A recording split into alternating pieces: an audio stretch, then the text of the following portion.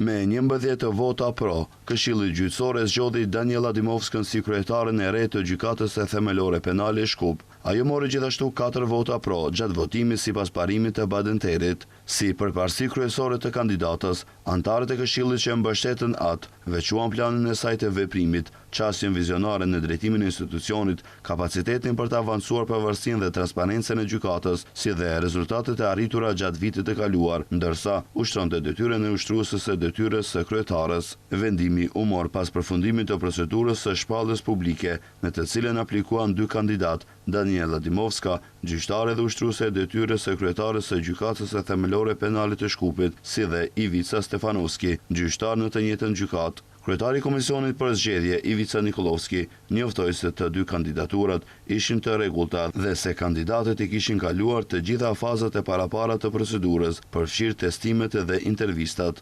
Dimovska e kishte ushtruar tashmë për 1 vit funksionin e ushtruesës së detyrës së kryetares së gjykatës.